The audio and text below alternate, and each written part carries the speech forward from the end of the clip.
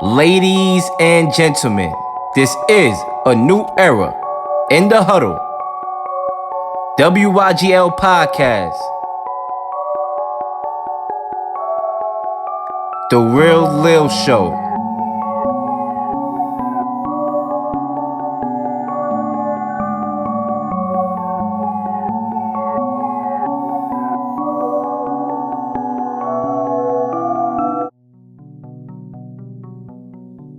Ladies and gentlemen, we are going to take a slightly different approach this time around to address everything that's going on in the world. A couple days ago, an African American man named George Floyd was brutally murdered by the knees of a white police officer. Literally, by the knees. It was shown in the video that Floyd said, "I can't breathe." The same last words said by Eric Garner, who was killed by police officers due to an illegal chokehold back in 2017. This sparked a national uproar as people began to protest and start rioting, demanding justice. Back in 2016, Colin Kaepernick took a huge gamble when he decided to put his career on the line by kneeling during the National Anthem. Fast forward to this present day, and you know that this is why. That normally we have our guys, Cam, Prince, Zach, we rotate, but today's just like the old original days. Me and Kenny C. Yes, sir. And a couple things to reflect on what you said. One, I totally get the quarantine life because I myself, man, it's just getting to that point where I'm like, damn, like somebody make a vaccine, please. Because I'm trying about to to get go out. and research one. I'm about to see if I can get in there and find one. And then number two, certainly agree. We're definitely going through some tough times. And just to spark this off, Leel, to get your reactions first. So Drew Brees and his comments on the flag. The other day, Drew Brees came out and said that he will never agree with anybody disrespecting the United States flag. I will never agree with anybody disrespecting the flag of the United States of America or our country. Let me just tell you what I see or what I feel when the national anthem is played and when I look at the flag of the United States. I envision my two grandfathers who fought for this country during World War II.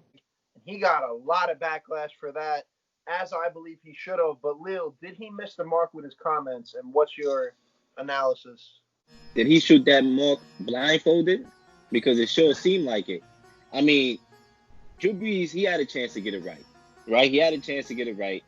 It's not like he had a first take, right? It's not like the George Floyd situation, and it was like, all right, Drew Brees, what's your take? And he had to, think about it. Yeah. He had a show right before he even came out with those comments. Everybody had their shows and gave their reactions, and Drew Brees had time to digest it in case he was asked such question. You know what I'm saying? And with all that's going on in the world and the lack of sports, chances are, if you're going to be on somebody's radio show, you're going to be asked that question. So it should be in the back of your mind to know the right things to say. But unfortunately, Drew Brees shocked me.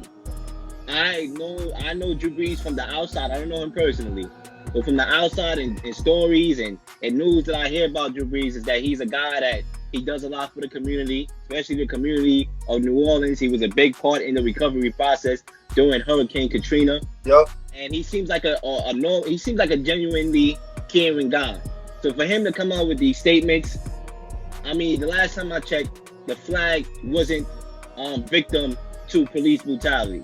Last time I checked, George Floyd was. So one thing that I keep on telling people, and I made it a point in our last show, is that I hate when people try to twist a narrative that doesn't exist. Colin Kaepernick clearly stated why he took a knee. He said, listen, there's no disrespect to the military. I'm talking about the disenfranchised people that gotta worry about being attacked by the bad apples that are out there, the few bad apples. So he made that very clear. Mm-hmm. So I think Drew Brees, all in all, he was selfish. He made it about his grandparents, and nobody was talking about your grandparents. The highlight is not about your grandparents. The highlight is about what's going on right now. And listen, I will say this. Did he miss the mark? 110%. I agree. He definitely missed the mark. Clearly this was the worst time to come out and say something like that. that, oh, this is disrespecting the flag. Because like you said, Breeze, like, are you blind, my man? Kaepernick's whole thing from 2016 on was based on the fact that police brutality exists, racism exists. It wasn't about disrespecting the flag. Kneeling during the anthem, you can have your take, oh, that's disrespectful, that's this, that's that, but that wasn't what it represented. So I agree with you, Leel. Breeze definitely missed the mark. But, on the other hand, he came out with the apology. Should he have ever said this in the first place? No. But at least he recognized, because me and you both know Breeze is a great guy all in all with what he did, like you said, for the Katrina relief. He's got multiple foundations out there. One of his foundations, I have it right here. What's it called? Have it right here for you guys. The Breeze Dream Foundation, which helps, cancer patients. So this guy definitely is a great humanitarian kind of guy. But I definitely think he missed the mark with his comments. And, I see people out there. I don't know if you saw, Leel, that Fox analyst. Yeah, Laura Ingraham. She's an idiot because she's the one that first came out and said, shut up and dribble to LeBron and company when they were out there protesting on the court and stuff or before games and talking about their issue at the time. And she's the one that said, oh, shut up and dribble. And now when Breeze is coming out, because he's a white man, she's backing him up. So and that's what it is. And completely wrong. And that's the problem that we are talking about here in these topics in society, is that people are blind and oblivious to issues going on around them because it doesn't harm them or it doesn't tamper with their privilege. Listen, your grandfather may have fought in the war. A lot of people have fought in the war and served this country and went out there while we are able to have these great jobs and have these radio shows and these nice gigs making a whole lot of money while they go out there and handle the business of America, and we allowed to sit back and chill and eat our popcorn and watch our movies. But at the same time, your grandfather fought in the war at a time period. We African Americans have been fighting a war for 400 years and still fighting to this day, and that's systemic racism. So I don't think that it was an appropriate time to bring that up at all. Nah, and I'm also not double-sided at all whatsoever about it being insensitive, and definitely a terrible comment to make because he completely missed the mark, as we're saying, people. But I'm double-sided in that, yes, it was like he should have never made it, but I also agree with Charles Barkley. I don't know if you saw, he came out and he thought that, all the attacks on Breeze are a little bit overkill.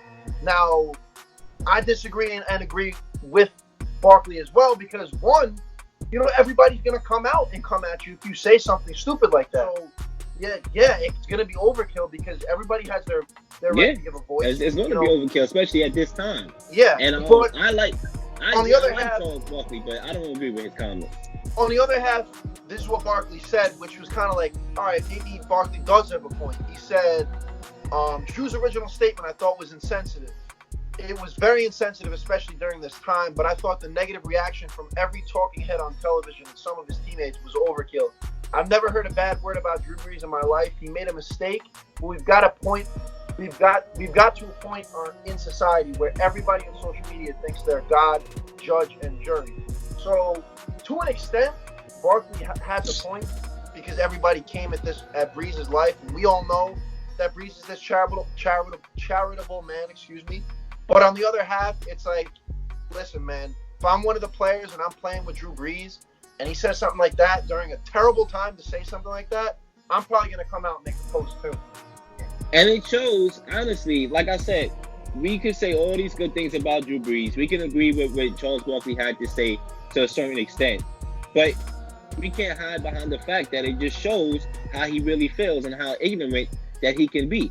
Sometimes it's just not, me personally, how I look at it. Maybe you can look it up in a dictionary, or how you feel about it may be different. How I look at it is that there's a difference between racism and being ignorant.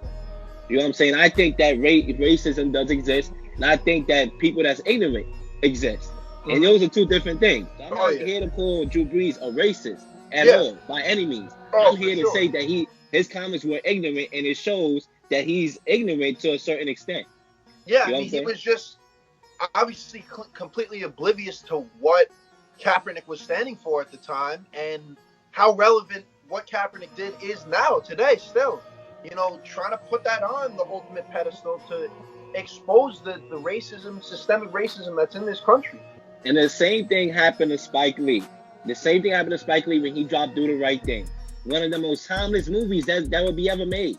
And I literally posted a Facebook status literally 5 minutes before the show started. And I wrote in that Facebook status, Do the Right Thing is one of the most timeless movies. No, is the most timeless movie ever made. Maybe a hot take. I don't care. But I think that is very relevant to this time. And this movie was made in the late, what was it, 89, around that time? I think something like that. Yeah, 91 maybe? 91, 89 or something like that. Late 80s, yeah. But nevertheless, it's still relevant to this time. And it literally is a movie that it could have came out today. And it was like, this is what's going on. So. And Leel, it's funny you say that because I'm not even kidding. The last show we had, I was going to bring that up.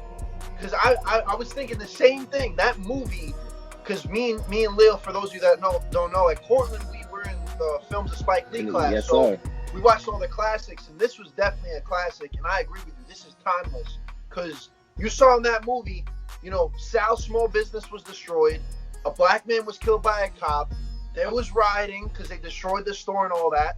And at the end of the day, the message is so powerful. It's like, you can either stand with peaceful protest or you can stand with rioting, and violence or means of violence. So it speaks volumes to the time, man. And Colin Kaepernick taking a knee, more than likely, if things go on still, will be timeless as well. So sometimes it takes somebody to stand out, and obviously you're going to have those people that's going to be oblivious. In that movie, Sal was oblivious to his business. You know what I'm saying? And not to say Sal was a bad person, because during the movie, you learn to like Sal. You like Sal throughout the movie. You think he's a funny guy. You think that he's cool. And his business became more important than a black man's life. And that's exactly what goes on in society. Some people are flat out supremacists and racist, right? They do these to, whatever agendas they have. And some people, they may not be bad people. They may be people that do good work. They may be people that donate to charity.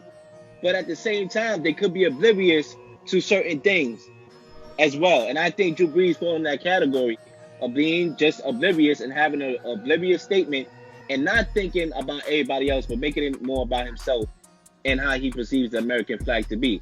But back to LeBron James and Laura Ingraham. Listen, I'm about tired of Laura Ingraham, honestly. Basically what she said is he's allowed to have his view about what kneeling and the flag means to him. He's a person. He has some worth, I would imagine. This is beyond football, though. This is a totalitarian conduct. Let me read what LeBron James had to say in response.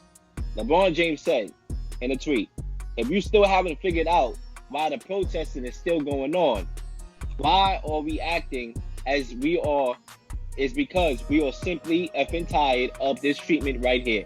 Can we break it down for you any simpler than this right here?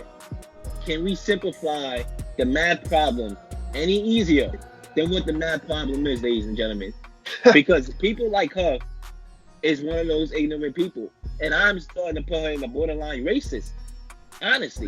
Because when LeBron James came out with his views on the president and the country that was going on, which he's entitled to, you told him to shut up and dribble. Now Drew Brees can state how he feels about the country and about the flag, and it's all good. He has a freedom of thought. That's the problem that we have here.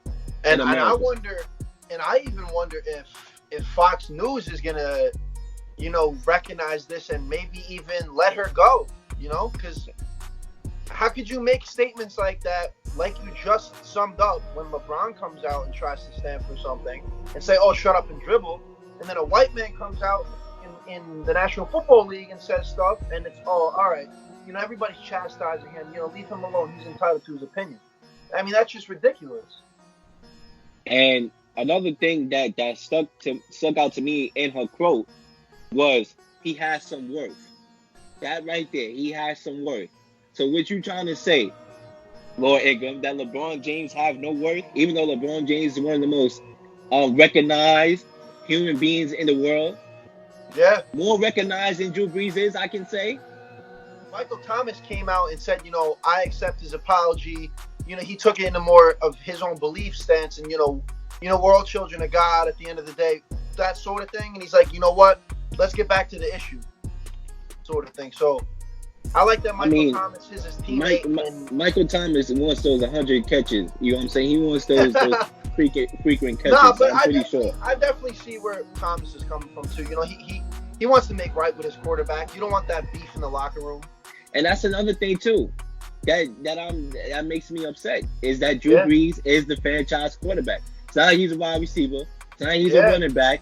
He is the franchise quarterback. And as great as Drew Brees is, like I said, Drew Brees, a lot of people may call this a hot take, but he's literally in my top 5. My Mount Rushmore is a quarterback of all time. I would have him there because he leads in every category: touchdowns, passing yards. He may not have all the rings. He has one. But, I mean, the referees, we all know, cost him a couple. So, sure. His talent is great. Do you really want to have an asterisk around your name? Because this right here can literally bring an asterisk around your name, unless you win a Super Bowl this year, and that kind of gets, overlooked. Kind of like with Deflategate and Tom Brady winning the Super Bowl the next year. You know what I'm saying? That same year, actually. That same year when he got suspended. So, I don't know, but Drew Brees put himself in that category.